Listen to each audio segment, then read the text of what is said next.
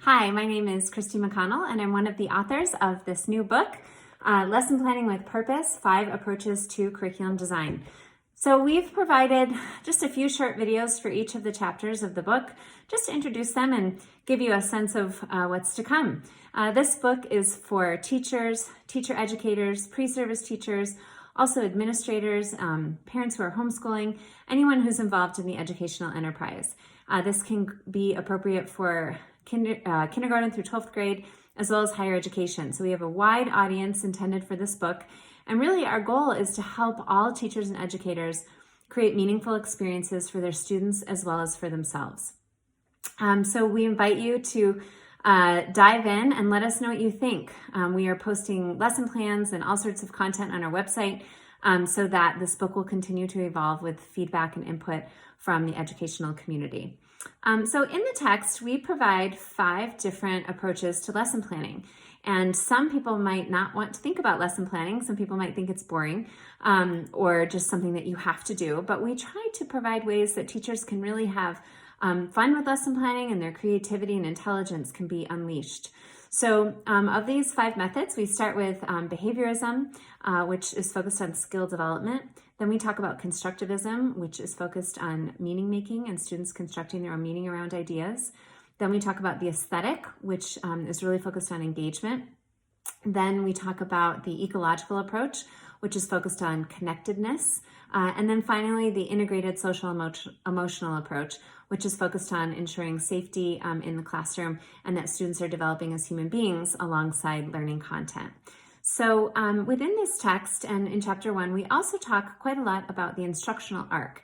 And what we mean by that is we have intentions before we go in to teach a lesson or to provide an educational experience. And then we have what actually happens, what we intend to happen, what actually happens during that experience. And we are all for surprises happening. So just because we intend something to happen, if it doesn't happen, that doesn't necessarily mean that it's bad. It just means it's something to think about. Oh, what happened that was actually really amazing and magical that I didn't think would happen, or that was surprising and interesting to students. So what we intend to have happen, what actually happens, and then the third part of the instructional arc is what students actually experience and take away from that experience. So the intended, we call it the intended, the operational, and the received. So we invite you to think about the instructional arc as you're planning, but also as you're reflecting on your lessons. And it can also be a useful evaluative tool for administrators to use in looking at what teachers are trying to do. And it can start with a question: what are your intentions for your students? And what did you want to have happen in this lesson? And what actually happened? And how are those similar and different? And what does that tell you about their learning and their experiences? So also in this chapter, we talk a little bit about really starting where you are. And you don't have to start all of these lessons from scratch. You can add these ideas to lessons that you currently are teaching, or you can revise lessons that you're currently teaching with these ideas, or you can start from scratch. So there are a lot of ways that you can start using this book right away. And then finally, we want to point out that we are offering ways to think about school reform here without conformity. And what we mean by that is we're not interested in telling you what to do. Teachers are already being told what to do all the time, and so are administrators. All of us are in education. This is a chance to really tap into your own creativity, your own intelligence, no matter what your role is in education, and to think about why you're doing what you're doing, who you are as a teacher, as an educator, and how you can match who you are with what you do.